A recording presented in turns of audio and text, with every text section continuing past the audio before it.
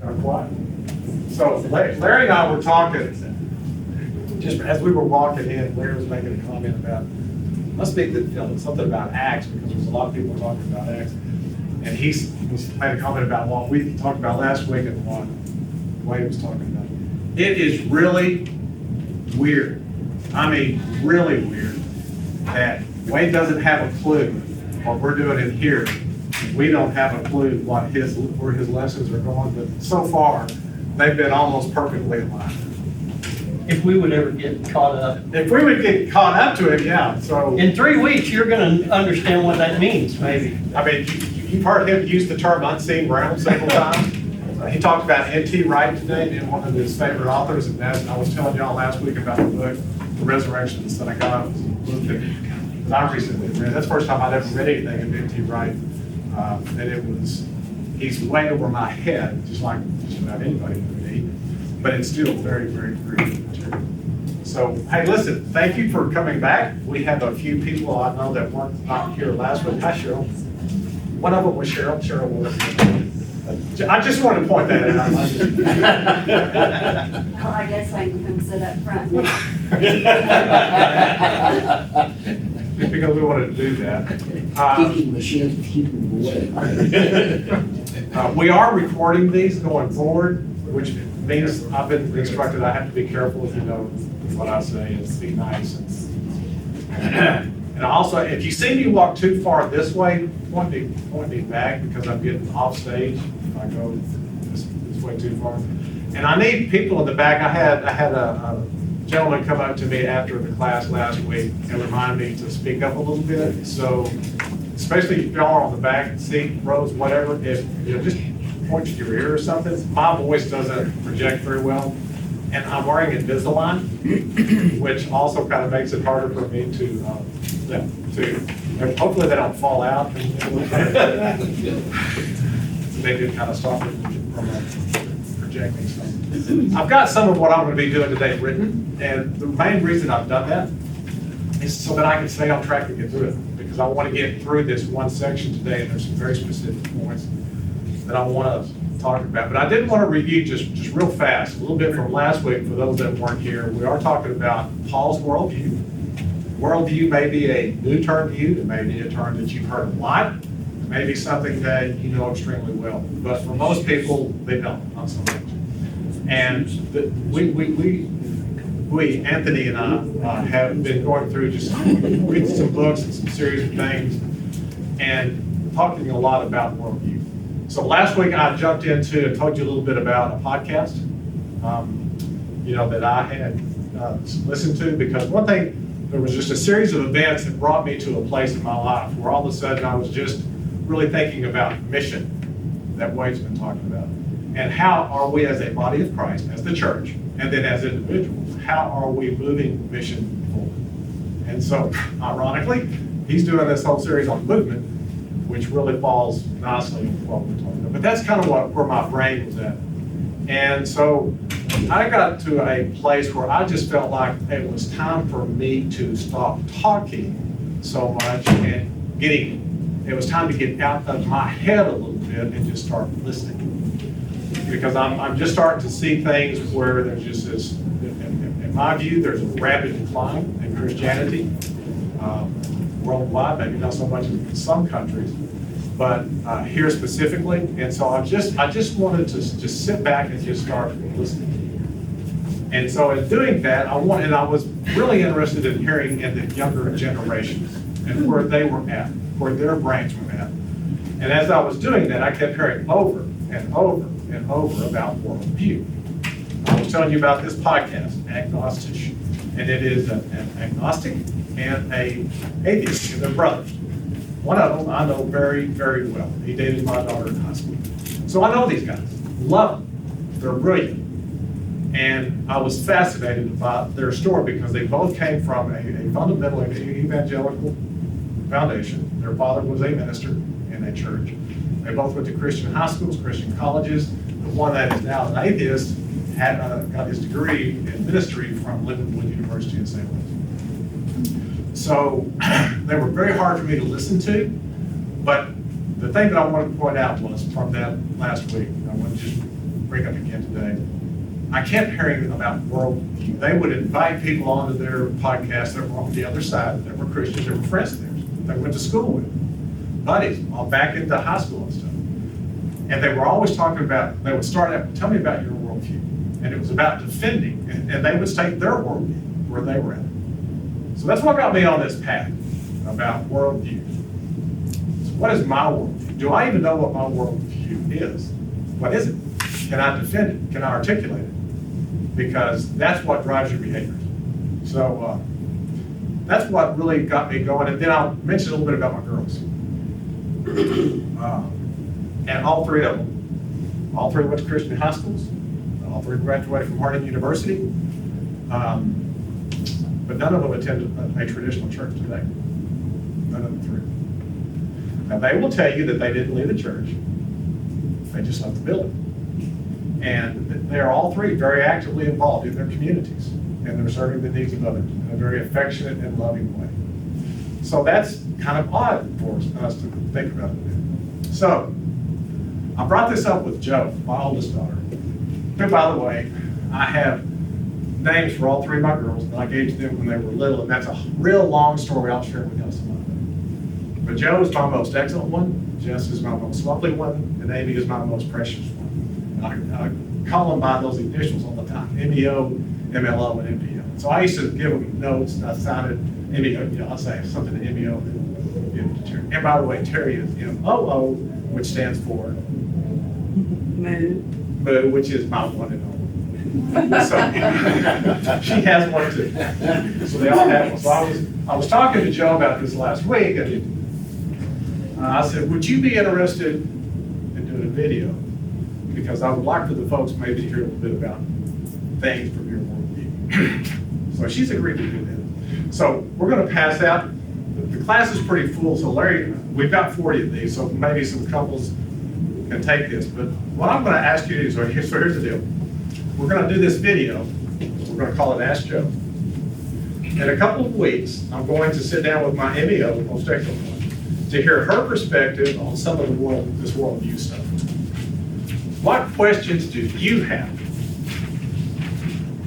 for an elder millennial that grew up in church, went to a Christian high school, graduated from Harding University, was a missionary in Ireland, and started an entire nonprofit based on her understanding of what it means to be in the image of God, and has only been to traditional church 3 times in the last 5 years.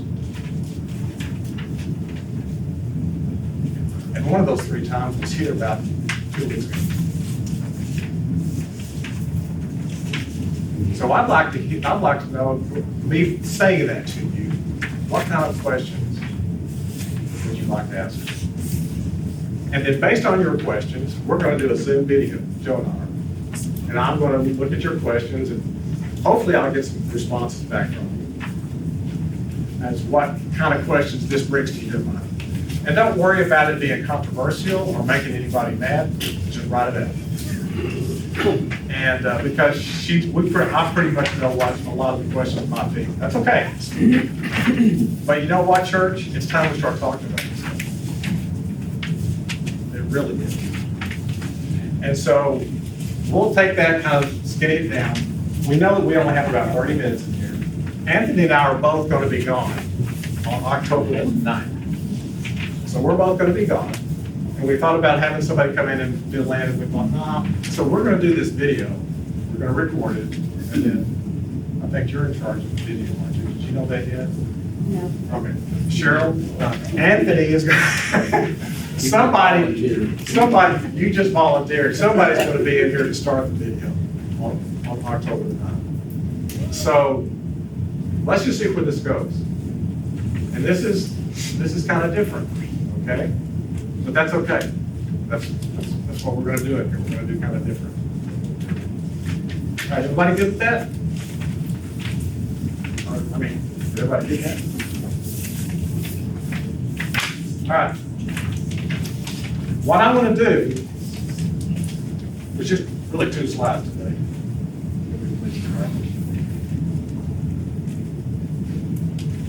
Maybe just one. Maybe just one.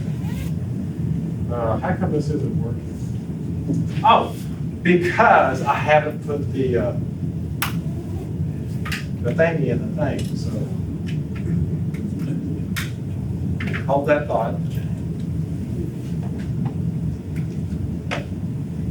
I am not a high-tech person. I didn't put the Bluetooth thing. Yeah, and it's a very complicated slide anyway, so. It's a lot of work to. This took me weeks. Okay, everybody knows what a paradigm shift is, right? Everybody, if you don't, so paradigm shift, that's where you're going this way and all of a sudden something makes you go that way. It's just like that, you have this paradigm shift. What I'm going to do, I'm going to go to two places in Acts, Acts 7 and Acts 9. I'm going to fly through this for lots of reasons. You already know the story. It's very familiar. And Wade is going to get real deep into it later on. But what I want you to try and do is this. I want you to try and forget the familiar. You've heard this story over and over and over. I want you to try and do this fresh. And I want you to be thinking about this worldview stuff. I want you to get out of reading this or listening to this like you're from Lubbock, Texas. And this is being read to you in West Texan language for you today, which it is. But I want you to try and get in the person who's writing the book, that individual then, and the people and the time and the place in which it's happening. And what's so crazy about what just happened over there, I want you to imagine in your head, as I go through this, I wish I could have brought the curtain in here, that there's a veil. All right? And on the other side of that veil, literally, right here, is Jesus. Through this whole thing. Right there, where they are, is Jesus. All right. And also, we're going to do this every time that we meet together. How does this story fit in the big story? Because the whole Bible is making a mosaic. From Genesis 1 to the end of Revelation, we're making this puzzle. We're making this huge mosaic. And we're taking all of these little stories and pieces, and we're putting them together. And at the end, we're going to step back and go, 1 Corinthians 13. All of a sudden, everything becomes full sight. All right. Acts 7. So if you've got your Bibles, I'm going to be in Acts 7. If you want to go there, because I'm going to skim go real fast. And then Acts 9. That's really kind of what we're going to do. And I am going to go through this pretty quickly. So Stephen, chosen by the apostles, full of grace and power, performed wonders and miracles, and bewildered men from the synagogues with his wisdom. Stephen was dragged before the Jerusalem court to present his defense for blasphemous words against Moses and God and Yahweh. Stephen, full of the Spirit and face shining like an angel, began with Abraham and retold the council's history of persecuting the prophets who foretold of the coming righteous one. Stephen proclaims the council to be stiff-necked and uncircumcised in heart, with ears resisting the Holy Spirit, and now the betrayers and murderers of the righteous one. Stephen is dragged out of town to be stoned, and there stands a man named Saul, who the false witnesses lay their robes at his feet. You see the veil? Do you see Jesus on the other side of the veil? Do you see Jesus on the other side of the veil witnessing all of this? Do you see Jesus on the other side of the veil going to come rushing through the veil and stop it? Does he? Saul began ravaging the church, entering house after house and dragging off men and women, putting them in prison.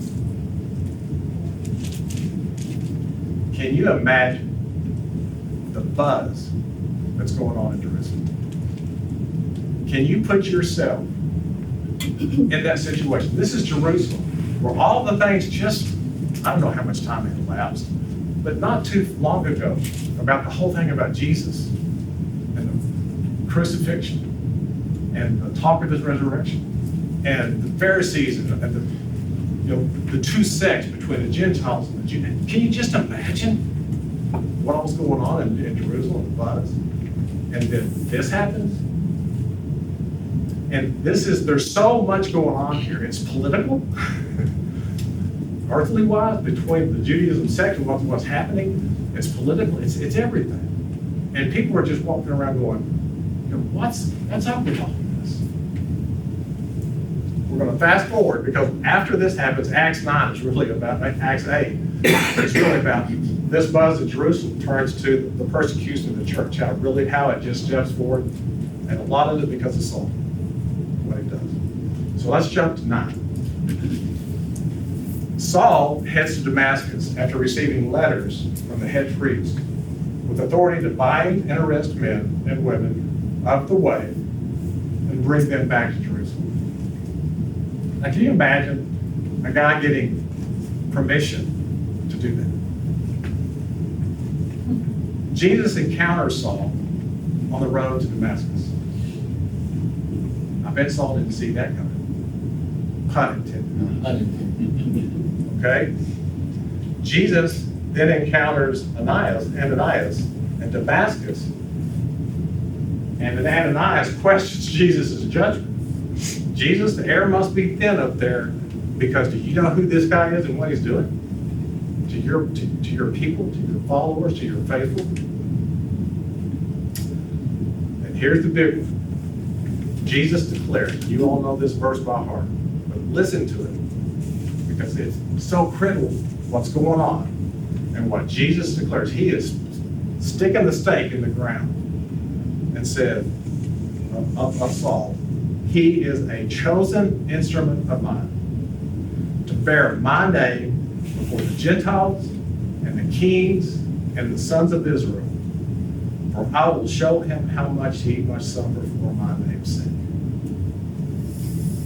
Today, he was talking about God's presence and the glory of God. If you go back in the Old Testament and look at over and over and over again, when my name is used, that's a reference to God's presence. Isn't that ironic that Jesus uses that to say right here? Ananias lays his hands on Saul and delivers the message. Saul is filled with the Holy Spirit and baptized. Saul immediately began proclaiming Jesus as the Son of God. Now, can you imagine the buzz that's going on in Damascus? This guy just days before is having Stephen, who was full of grace and the Spirit, stoned and almost golfing at the scene. And now they're hearing in Damascus, he's now a follower. He's now a believer. All right, we're going to jump to Galatians. Galatians 1 and 2. That's what I'm going to jump to next, mostly 1 and 2. And again, I'm just doing summary format. We can't do step by step because there's no way to get through all this. I just want you to see this progression as it's happening. So Galatians 1 and 2. Paul, notice, right, so Paul's talking to the Galatians. And most of you know that the book of Galatians is all about freedom. Freedom from the law. That's really that's basically what it is. And so he's talking to the Galatians, and he's got a little problem because there's these people coming in, these Jewish people that are coming in and trying to add things to do away with that freedom. And so Paul, this is the chapter of his defense. So right out of the gate, Paul is an apostle, not sent from men, nor through an agency of men, but through Jesus Christ and God the Father. So it's important to know that he's telling them, I'm not like these others that are being sent by men to tell you these things. I'm coming straight from God the Father. Paul preached a gospel not from men, but a direct revelation from Jesus Christ. So he had a direct revelation with Jesus about what the gospel that he was going to teach. He points out that he was a former zealot of the Judaism tradition and persecutor of the church. But God. I just want you to stop and think about this. When you see in Scripture, when it says, but God, I get goosebumps. Because whatever's going on is totally out of hand.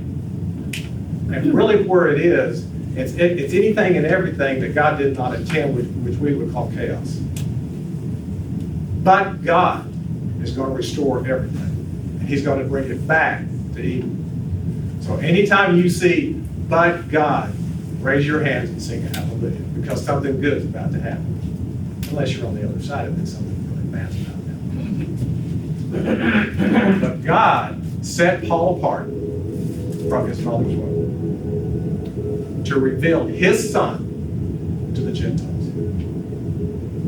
Paul does not, and if you'll notice right after this, Paul does not consult with the apostles in Jerusalem. He doesn't go back to flesh and blood until after 3 years when he meets with just Peter and James.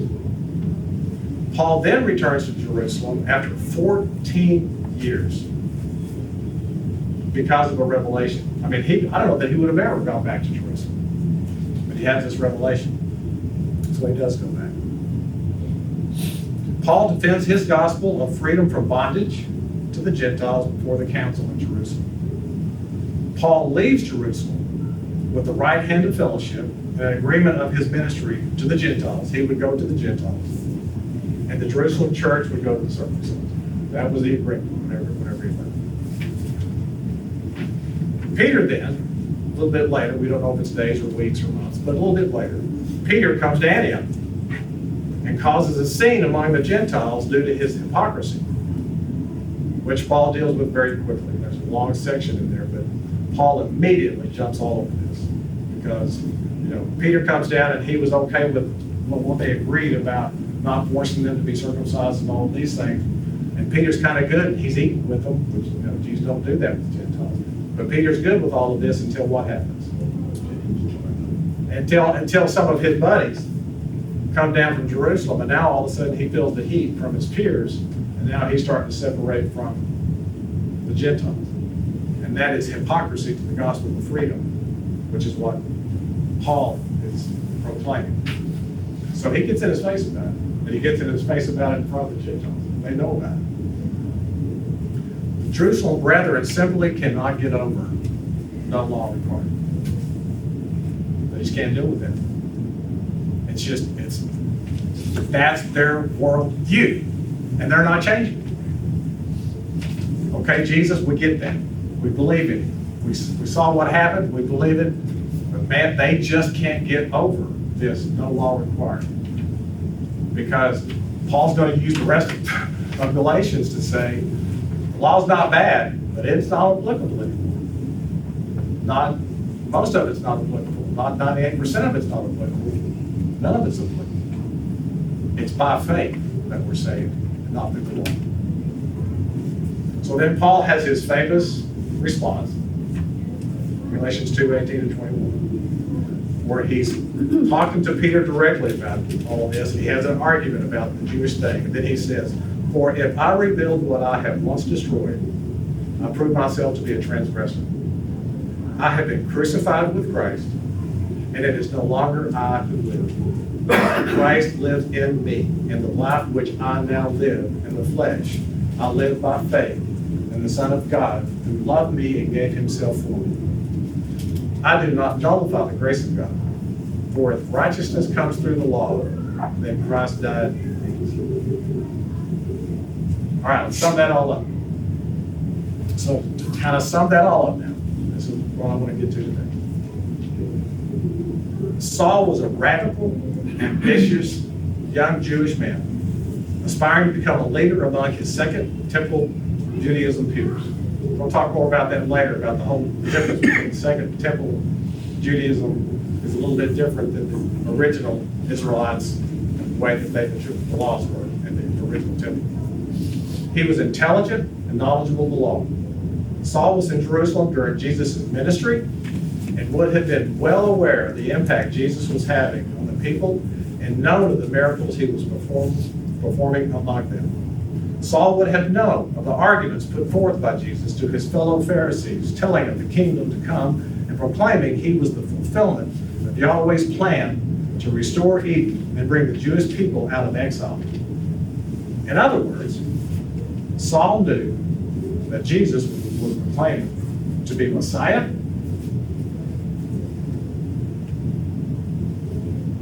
and to Saul, this was beyond blasphemous. And he was in agreement with all the Jewish council that this impostor and his following must be dealt with at all costs.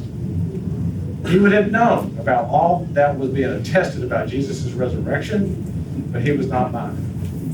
Saul was a man on fire and would not stop until this threat to his Judaism, tradition, and worldview was extinguished. He was confident, cocky to the point, he was confident he was the one to lead the charge and get the job done. But God. See, that is where the paradigm shift happens. Saul had no clue that God had chosen him from his mother's womb to proclaim Jesus as the Christ, the Messiah, the Redeemer of Israel, the one who would bring all the nations back together to a fully united kingdom, and therefore fulfill Yahweh's plan to restore Eden. And the only way Saul was going to believe all this was through a supernatural encounter. The Saul encounter with Jesus on the road to Damascus reminds you of an encounter between God and Moses.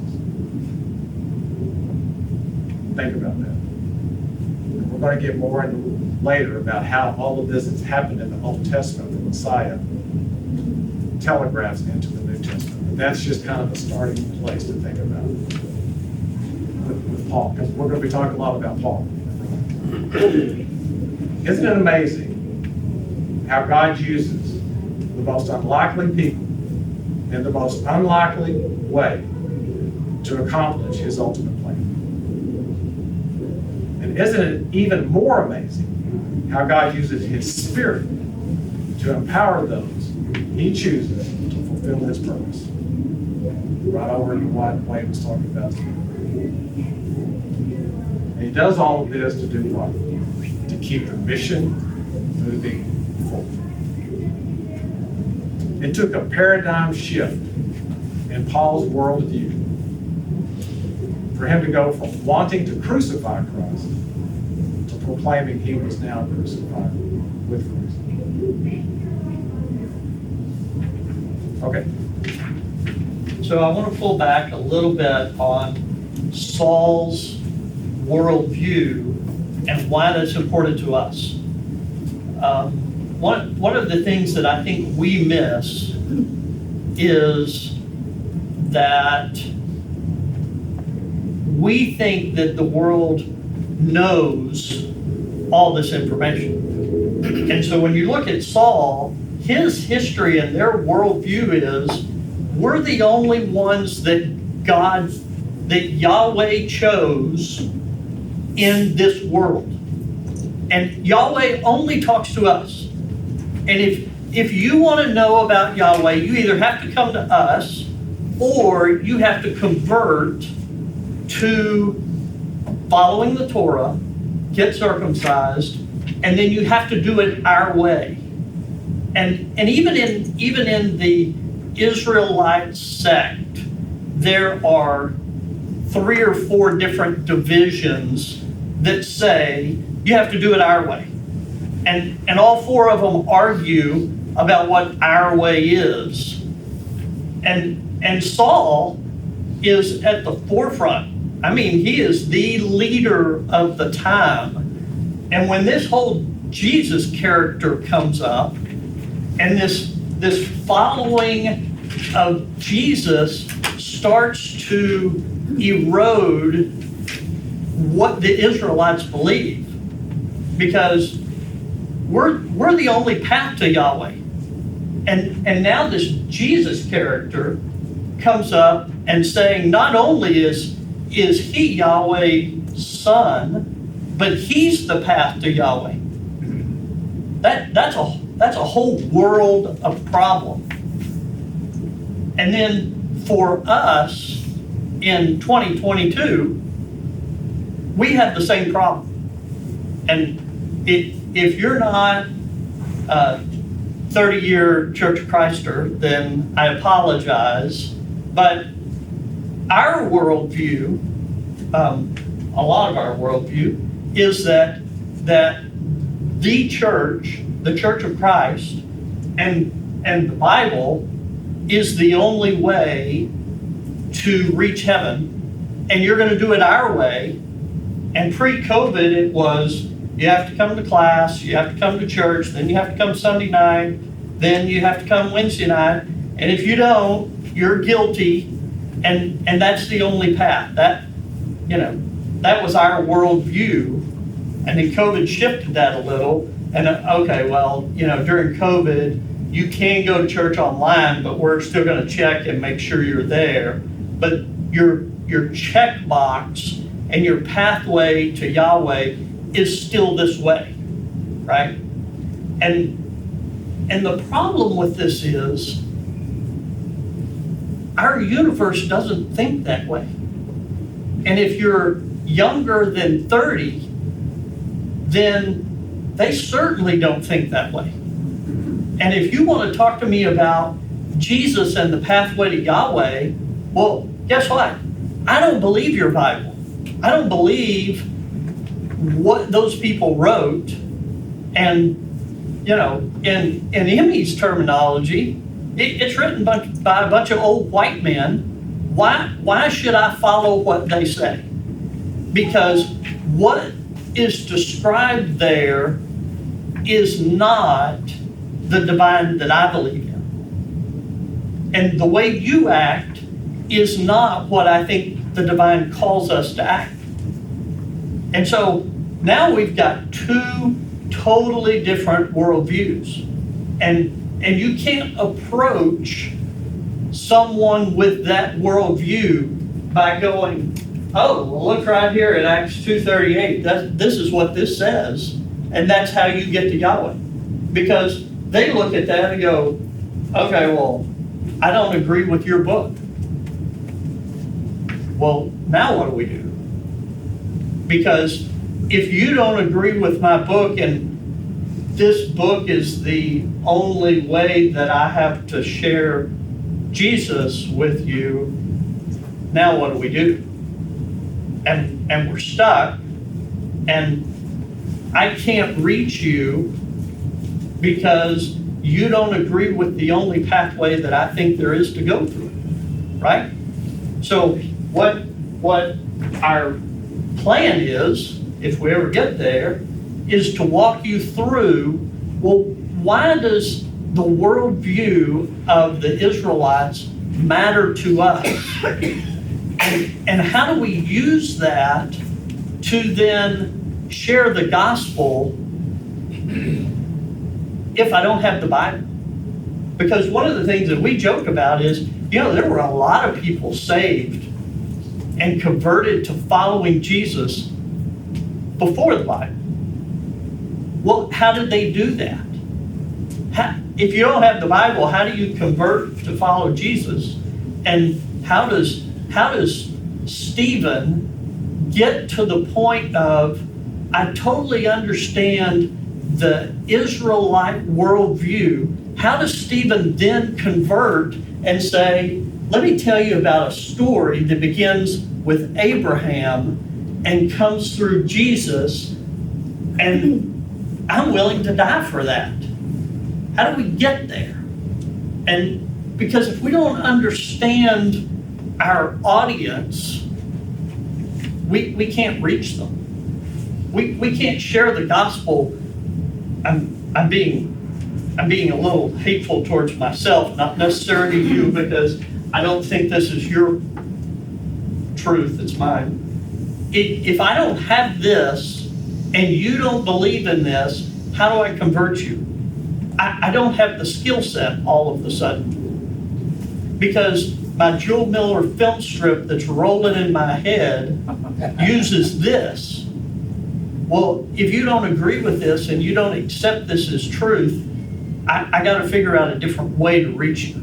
Okay, you with me? So, your slide is next, I think. So what's our goal? This is kind of the path that we're looking at heading. We want to be able to see the first century world through Paul's eyes. To Anthony's point, the first century church didn't have the King James Version or the NASB or the NIV. They didn't have cell phones they could pull out, look it up. So we need to be thinking how, and then putting ourselves in the people that wrote the New Testament. And Paul wrote most of it. But all the others, the writers of the New Testament, what was the world like then? What was there, just like the exercise we just walked through, what all was really going on? What were they accustomed to? What were their traditions? What were the things, what were the hurdles that they had to overcome? So that when they did hear the gospel, the good news about Jesus, how was it bouncing off of them? What would have been the things that they would have pushed back on and tried to understand? See, we know all of that now. We can look back and we have lots of all the documentation that's written. So we're going to get more into that when we look at, and even how Paul goes back to the Old Testament and starts pulling that forward. Grasp the significance of Paul's conversion. So that's what I wanted to try and walk through earlier today. Because I think if we're going to talk about Paul and how he uses Old Testament in Rome, we need to really, really understand the significance of who this guy is. And some of you may have gone to Christian colleges and whatever you may have in Bible studies and courses. I know Joe took a course in Ireland where it was all just about Paul. And it was fascinating because they dug into the life of Paul and what it was all about. But just grasping the significance of Paul's conversion. Explore Paul's message through the lens of his worldview. So trying to understand what he was thinking, who his audience was again, where he had come from, and what he was trying to portray about Christ going forward. Then we're going to try and think about defining our own worldview. I asked the question last week, how would you, if somebody walked up to you and said, what's your worldview? Would you have an answer? Or would you say, well, what do you mean? So we're going to kind of talk about that. We'll walk through that and think about that. And probably just as important is then to be able to learn. And this is the hard part for me. I suspect maybe for a lot of us. Learn to listen and explore other individuals' worldviews. We live in the Dallas-Fort Worth Metroplex. This place is a melting pot of all different kinds of cultures and everything else. I'm going to raise my hand and tell you that as much as I don't want to, and as hard as it is for me to say this, I still profile. When I see somebody walking up to me, if they're of a different color or wearing something different, I'm profiling in my brain, and I have to intentionally stop and say, stop that. This is a creature created by God that He loves and cherishes. Period. So stop that. Stop thinking like that. Am I willing to sit down and have a conversation about Islam with somebody? And let them tell their story. And to try and get in to have a better understanding. I know very little about Islam, really. I have this mindset it's bad, but have I ever really sat down and talked to someone at length about it? Just to show me, nothing else. I'm not bad, but I care. Be equipped to offer the unbeliever a better view. There is a starving world out there looking for information. They're looking for a purpose. They're looking for why they're here. I read a deal one time about questions that are asked on Google, if they keep track of all of that. And one of the questions at the top of the list is, why am I here? Where did I come from? People Google it. They go to Middle Earth to find that answer. Well, they shouldn't have to go to Middle Earth to find that. That's what we're supposed to be. And if we're going to be moving mission forward, we need to position ourselves in a place be able to be receptive of having that question asked to us. And what would our answer be? Do we immediately jump to Acts 2:38? Probably not. There's probably a better way to go through that progression. And I think on that point, you can already see politically what the answer is becoming. And if you're truly seeking an answer, I think you can just imagine what answer they're getting. And it is not a Yahweh following answer. And if that's what our world around us is getting, we need to understand the answer that they are getting so that we'll know how to channel that back to, okay, well, what are, and I think you probably noticed, Jess and I intentionally use Yahweh instead of God. Because a lot of the people around us have a different answer when you ask them, okay, well, what does G-O-D mean to you? What does God mean to you? Well, that answer is a lot different now than what it was 60 years ago. And so intentionally, we choose Yahweh, we're choosing Jesus, we're choosing Spirit, because the world around us has a different viewpoint when you start talking about God.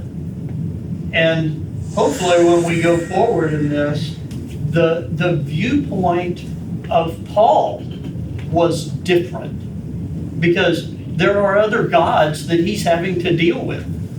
And he doesn't talk about God in the way that we historically have used it. His terminology is different, his phraseology is different, and we've got to figure out how to do that, because the rest of the world has a different view of God than what we do in this room. Right. We're out of time, so last 2 points. So here's your definition of world. It's kind of a five-pronged thing. A worldview is one's understanding of origins, where did you come from, rationality, what's behind your brain that makes you work and makes you think about things, your purpose, why you're here, your morality, what's your definition of good and evil, and ultimate ends. What happens when you die? Are you like Rover and you're dead all over? Or are you going someplace or not? What happens? So that's how you define worldview. Last point, and this is huge. Remember this as we go forward throughout the rest. Your worldview is your core belief system that drives your behavior. And your morality, the definition of truth can't be, well, my truth is defined by, I know it's true because it's this. Well, if I reject this, now what do you have? You and I can't have a conversation, because you build your whole truth on something that I reject. So we're done with our conversation. I'm going on about my way, and we have to do a better job of explaining what we believe and how we define truth when someone doesn't believe in this. And that's the worldview that we're in. That's what surrounds us.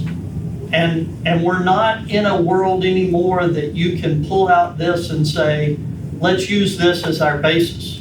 Because their first answer is going to be, nope, I'm not using that as my basis. What else do you have? And if you don't have anything else than this, then now we're not moving mission forward. We're not talking to anyone about what Jesus did, because you and I disagree on what we're going to use for our basis. Be clear, we're not saying this is not good. We're not saying. I understand. But what we're saying is we have to go beyond this. And we have to have, this cannot be the only foundation. End that conversation and starting to have those conversations. We are definitely going to come back here. All right. We're already 5 minutes over. Thank you.